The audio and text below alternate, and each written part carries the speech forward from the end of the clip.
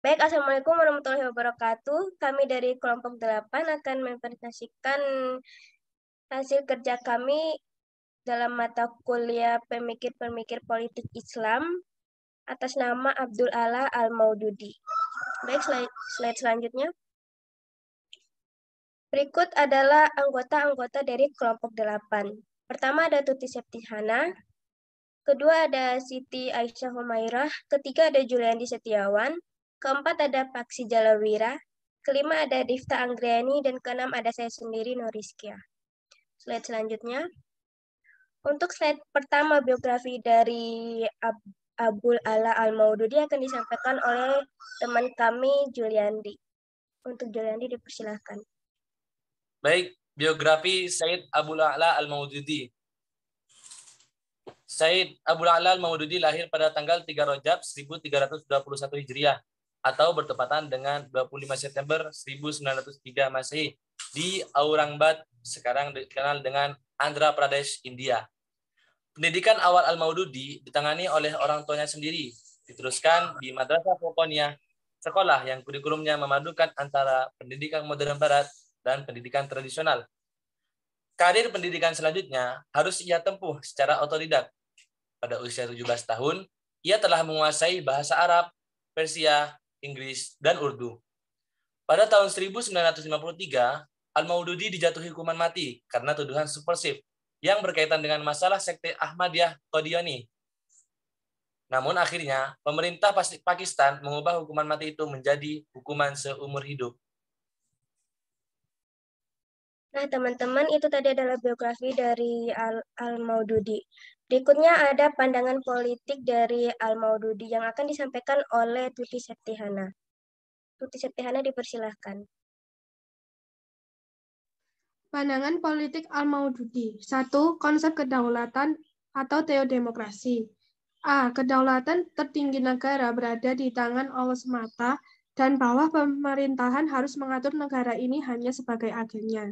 B. Kekuasaan khalifah ada di setiap tangan individu kaum mukminin. C. Dalam mengerahkan kekuasaannya, negara ini tidak memiliki kewenangan apapun untuk melanggar batas-batas yang telah digariskan Islam. 2. Konsep kedaulatan Tuhan dalam Islam. A. Yang menciptakan hukum hanya Allah semata dan manusia tidak berhak membuat hukum. B. Dalam Islam khalifah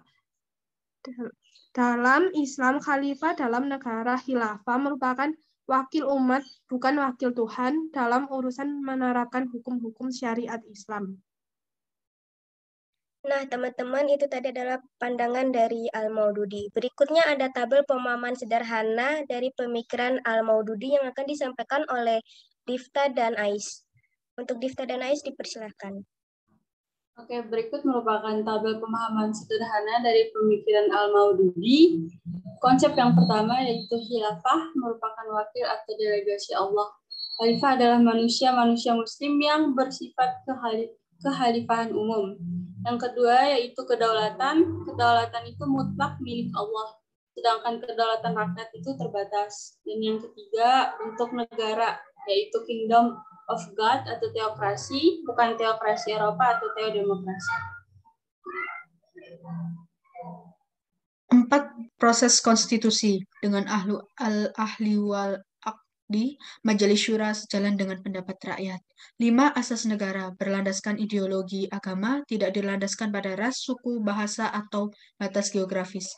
6. Prinsip bernegara, syura atau musyawarah, keadilan, ketaatan kepada ulil amri, persamaan, kebebasan beragama, dan kemaslahatan.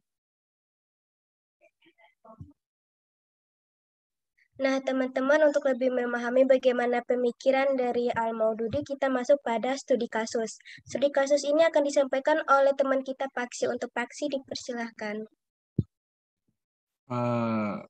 Studi kasus kali ini adalah penyimpangan demokrasi Islam di negara Turki. Meskipun Turki adalah negara mayoritas Islam, tetapi dalam mempraktikkan demokrasinya bertentangan dengan konsep Islam yang benar menurut pemikiran Al-Maududi. Dalam pemikirannya, sebuah negara kedaulatannya berada di tangan Allah, bukan di tangan rakyat seperti kebanyakan demokrasi Barat. Kemudian Turki yang merupakan negara mayoritas Islam tidak mempraktikkan konsep Islam tetapi memakai konsep demokrasi sekuler yang lebih mencondong ke barat. Sekian. Nah, teman-teman, sekian presentasi dari kelompok 8. Lebih dan kurangnya kami mohon maaf. Jika ada pertanyaan, bisa disampaikan pada kelas offline pada pertemuan ke-13. Sekian, wassalamualaikum warahmatullahi wabarakatuh.